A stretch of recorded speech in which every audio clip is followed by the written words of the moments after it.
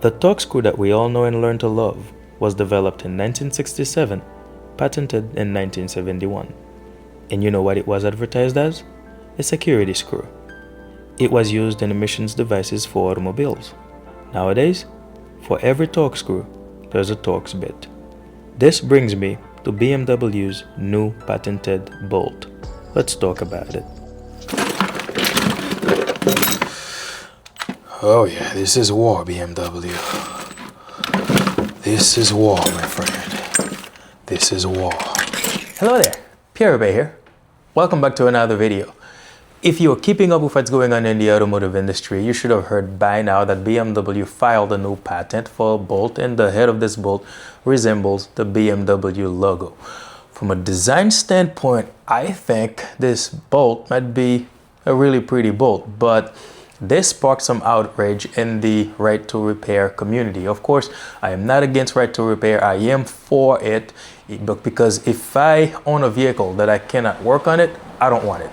I need to be able to work on my vehicle. Service should be right there. I should be able to service my vehicle. Don't have to, take it to a dealership or whatever. Because if you watch my videos, you can tell that I work on my own stuff, because why not? I have the capability. So some people are really not happy because they're saying that this is anti-right to repair, that that this bolt, of course, is going to require special tools for you to install it and to remove it, and of course only BMW will have such tool. So to me, I really don't think that's a big deal, because when you think about it, when you watch the beginning of this video, I talk about the torque screw, how it was introduced as a security screw, and look at us right now. Nowadays, we have Torx bits anywhere, whether it's male, whether it's female, we got them everywhere. So now if BMW goes through with this, do you think it's going to take a long time for my boys at Matco to develop such a tool to remove those bolts? Do you think it's going to take a long time to have a cheaper version of it from Harbor Freight? I really do not think this is a big deal, because you got big tool manufacturers out there, whether they make cheap tools, whether they make expensive tools, they're out there. So if BMW goes through with this, I don't think that's going to change a lot of stuff in the auto space, because those vehicles, when they first come out, they're going to be under warranty, of course, at the dealership. They're gonna have those tools or whatever, or dealers, because they work directly, they represent the manufacturer directly.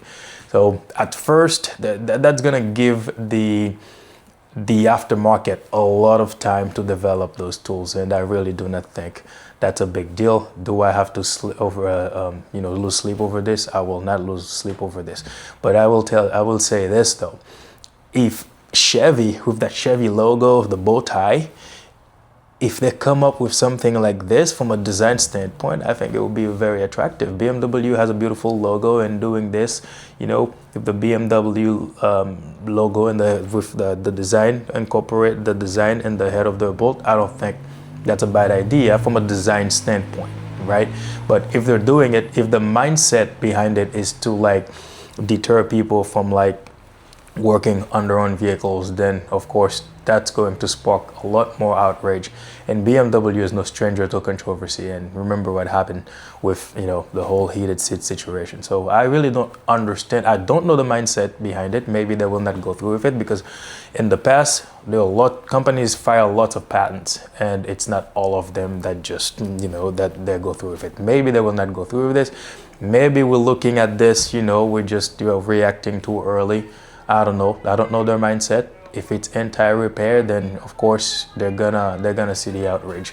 So and another thing that I'm gonna say is that for every BMW screw, there will be a BMW bit, whether it's developed by BMW, Matco, or Harbor Freight.